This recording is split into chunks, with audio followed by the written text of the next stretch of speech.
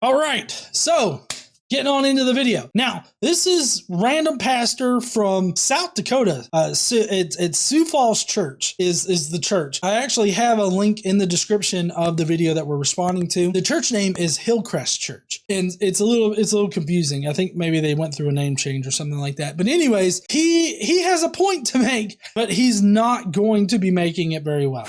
Interesting, right?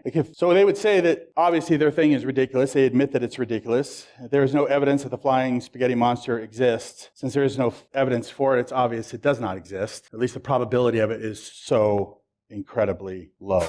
Yeah, so he was kind of complaining before this. He was complaining about the flying spaghetti monster and how that was created to combat creationism. He was really upset about it. And if there is no evidence that God exists, then he does not exist. Or at least the probability is very, very low.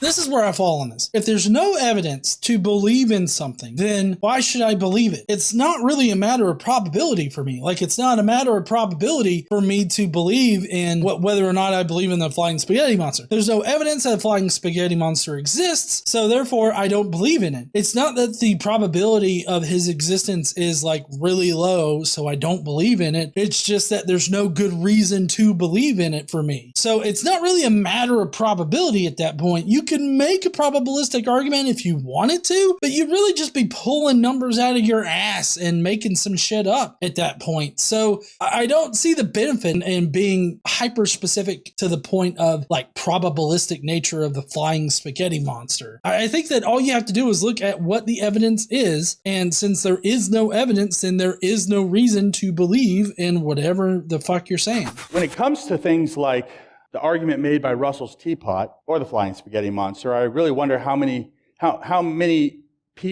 people have asked the wrong question for so many years, and not known that that when you're challenged philosophically like this, that there is an obvious question that would be in front of all of us that if we don't ask, we're going to get to the wrong answer. And I'm not saying this because I want God to have some foothold in this, but even within their own arguments, they don't make sense. And I want to at least reveal this to you because I think it's kind of a kingpin of this thing, or it's a piece that if you understand, if you can kind of grab a hold of this, it helps make sense of a lot of the arguments you hear out there when it comes to faith and faith and science, religion and science, Christianity and science, as if they're incompatible in some way.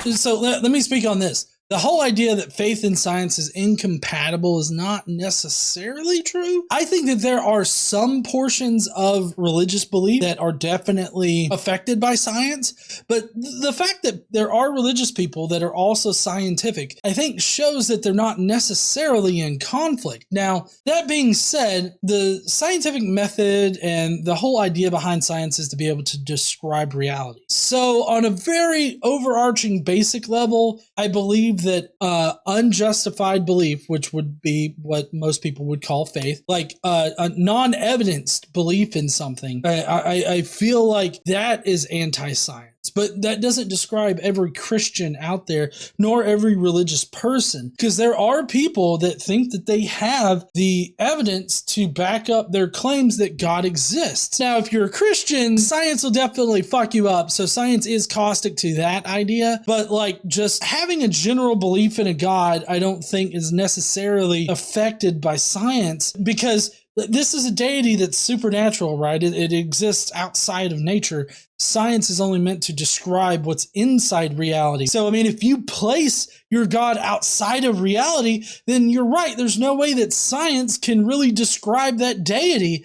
But then how can you ever know whether or not that deity actually exists? So, I don't know. It's kind of a complex, nuanced discussion whether or not science is caustic towards faith. And I think that in some aspects, yes, it is. In other aspects, one doesn't affect the other. So like it's a complex conversation over that with many nuances.